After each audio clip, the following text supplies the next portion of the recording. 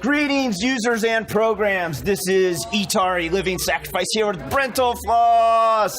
So, brentalfloss. Yes. Man, he's hanging out here with you in at MAGStock right now, 2018. Do us a favor, tell us a little bit about your origin story, because you got like 400,000 subscribers on YouTube. Wow, that is correct. You got a freaking off-Broadway show, a comic book, an online comic book. We just saw your video game, what's it called, Use Your Words? Yes, yes. Dude, tell us a little bit about your origin story. How did you get started and to get you on the path that you've been All right, so well, far? my parents loved each other very much. Fast forward a little bit. I was a kid that made up songs while playing video games. Okay. Didn't think about that much from age 5 to about 23, but I don't know. I was a nerdy kid. I liked musical theater. I liked getting attention a lot. But, you know, eventually my musical stylings, songwriting stuff, and also my love for video games kind of like found each other.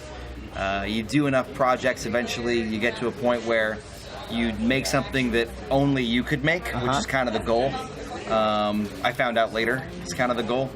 But yeah, that's a pretty condensed version of my origin story. I talk way too much. We could do an hour. No, on that's that, what so we I'm want, not man. gonna. No, I'm we gonna will take it. That's my origin. And also, like, there was lightning struck as a pool of radioactive goo spilled on me. I turned blind. I'm a lawyer. My name's Daredevil. That's my origin story. There you go. Yes. Good to know. How you play how many instruments?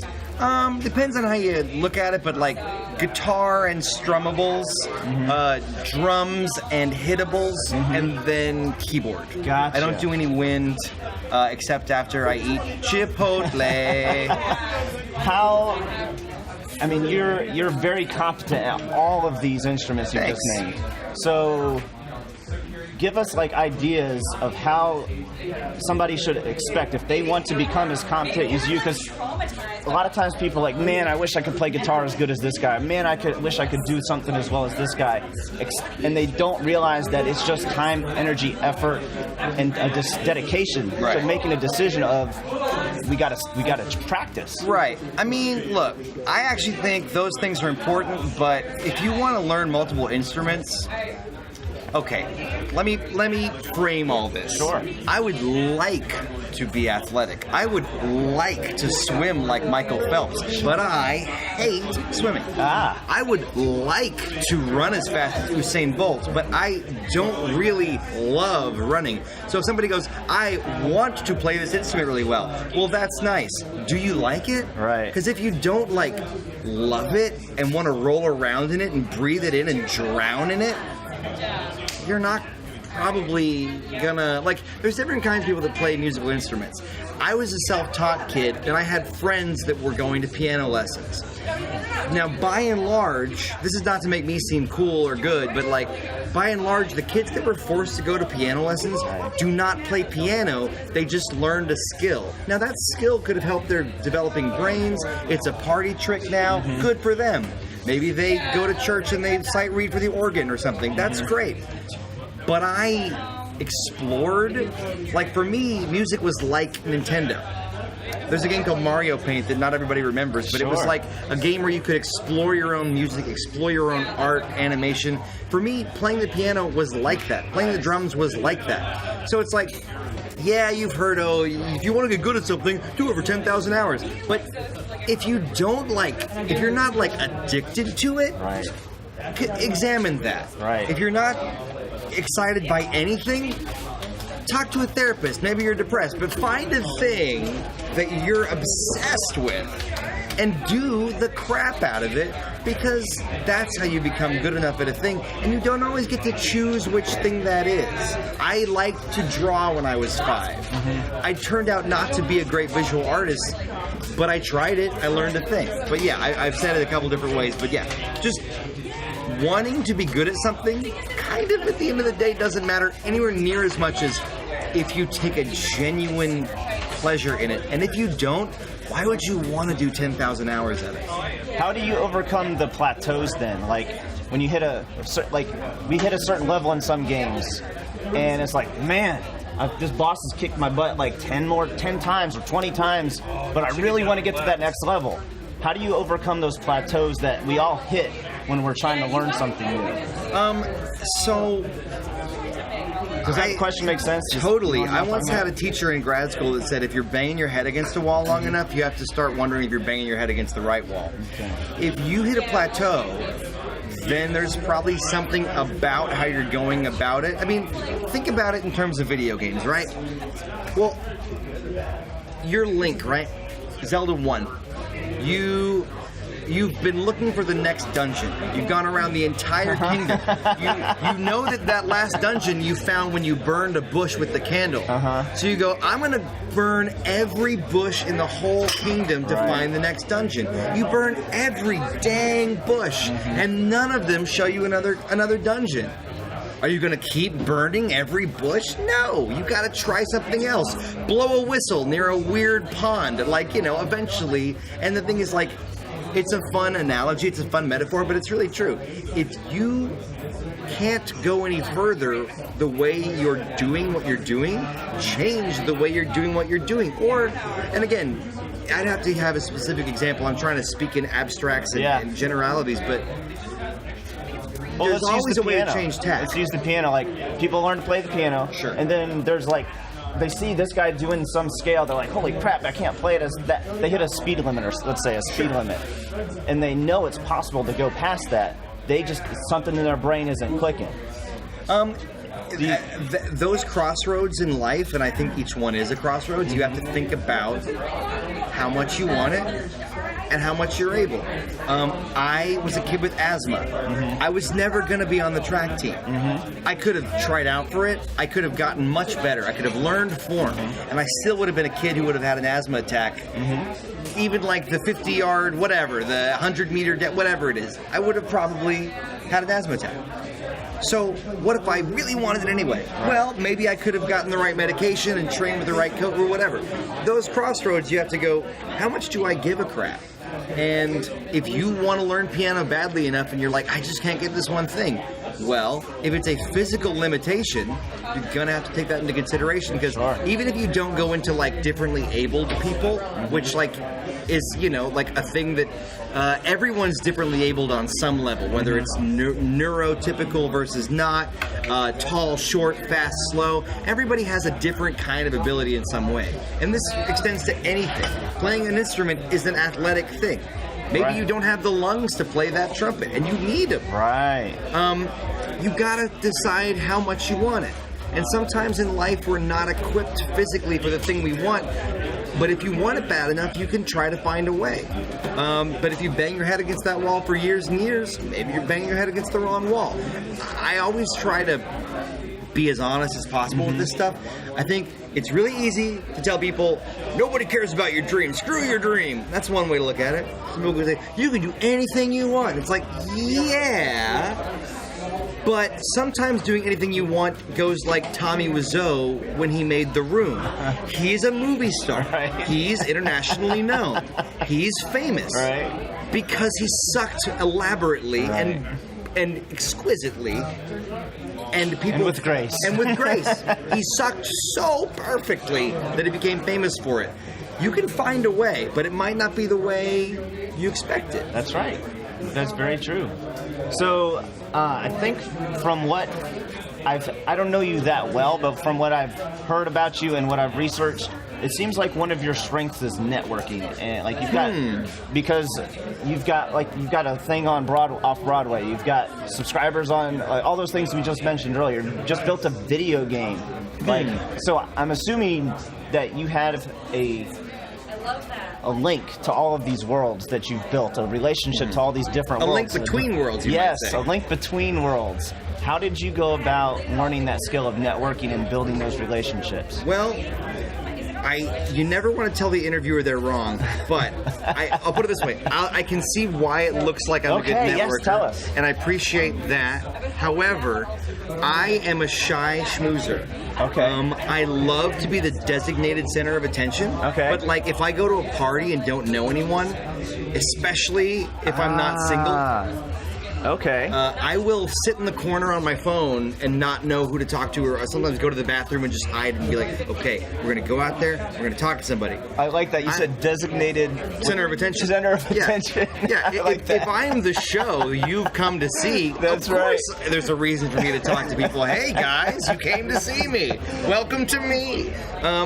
But, you know, my networking philosophy, I'll tell you a story about a friend who I won't name, but if he's watching, he'll find out that this thing he did embarrassed me years ago. He went to a convention I went to, and because we were friends, they put us in a room. This was a convention that put its guests in a room together. So I was in there with 2 very famous YouTubers, and then my friend who was trying to make it on YouTube, it wasn't there yet.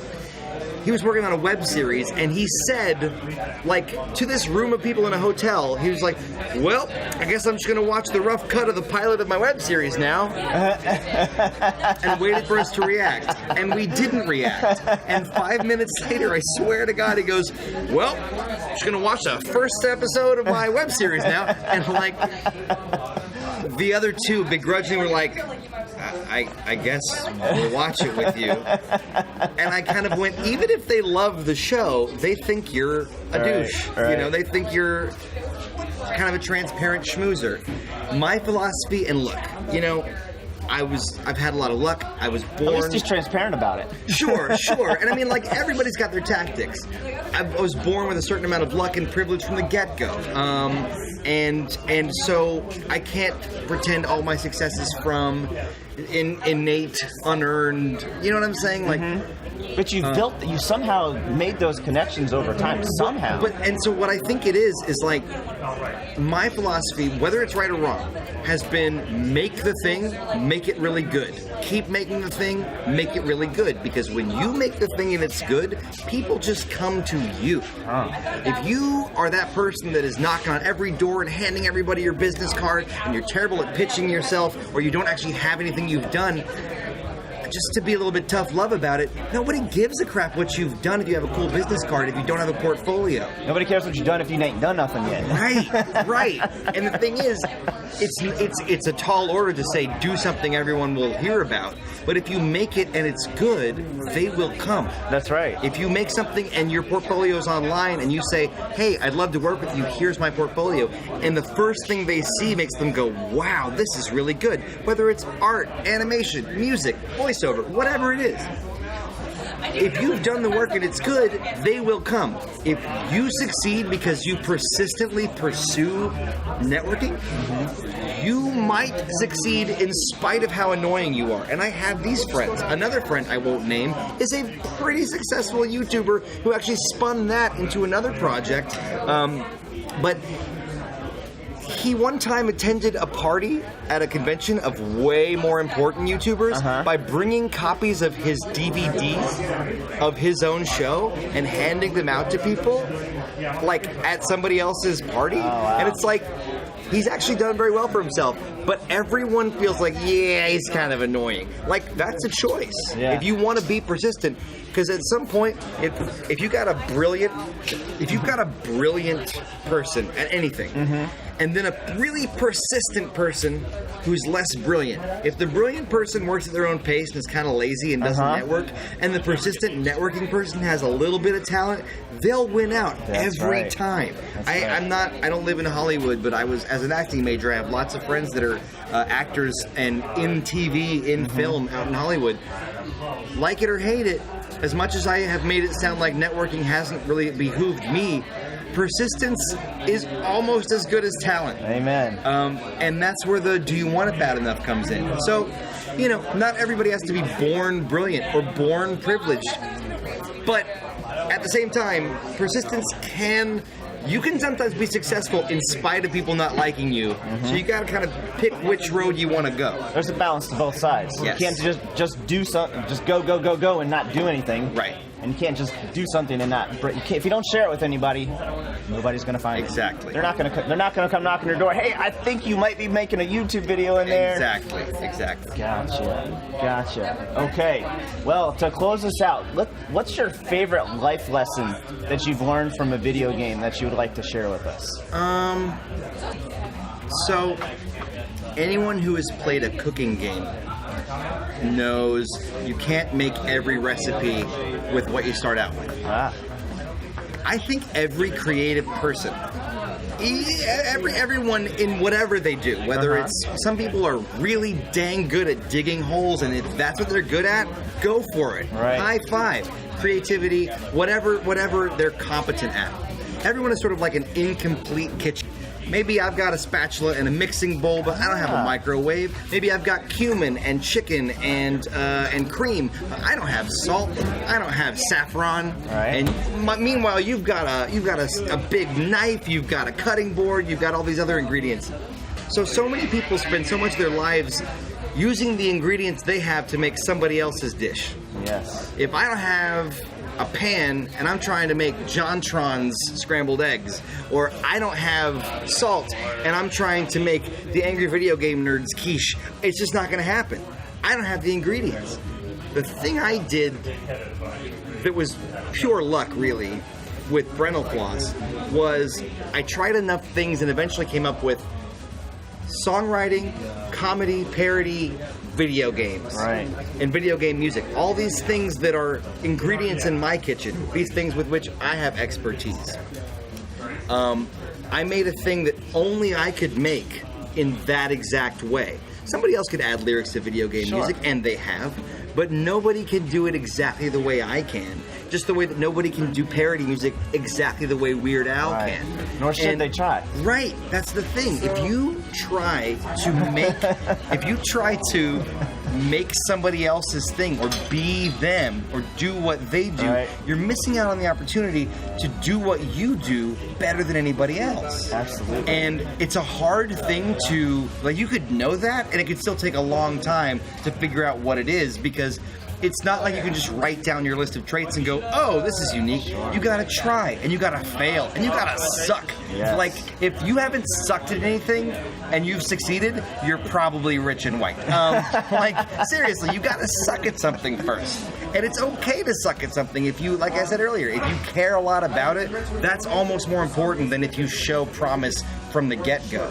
But yeah, I feel like, just like a cooking game, you can't start, you play Breath of the Wild. You're not gonna make the most complicated dish in the first half hour of the game. You don't have the ingredients. Unlike Breath of the Wild, you don't really get to add all that many ingredients that often. You can read stuff, you can get into something. I'm more of a Trekkie than I was 10 years ago. I am now prepared to do parody material about Star Trek. But it's not like you can just customize that about yourself. It really has to do with your core competencies. So the short version is, like I said, stop trying to make that thing somebody else makes. You'll never make it better than them. Well, your video, one of your first videos that you posted on YouTube, what did you use? Like your camera phone and... Oh man, I was using my built-in webcam on my MacBook, and funny enough, I did political rants, but I didn't do... I wanted to be, at the time, I wanted to be Bill Maher. Okay. And I could never be as Bill Maher was. And so I played tunes on the piano, and I could never be as good at doing that as the people that are better than me. I did reaction videos. I reacted to Two Girls, One Cup, and I was never as funny as the people that all they do is reaction videos. I did all these different things, and then finally it clicked when I did something that only I could do in the way I could do it. But I still had to do 20 or 30 videos before I discovered what that was. Absolutely. And I think But if you'd have waited until, let me wait until I have the perfect microphone and the perfect setup and the perfect... you never would have done anything. Right. I mean, Jenny... What can we do today to get started? I mean, I think the answer is just... whatever thing you want to do whatever version of it you can. I'm a huge fan of Jenny Nicholson right now on YouTube.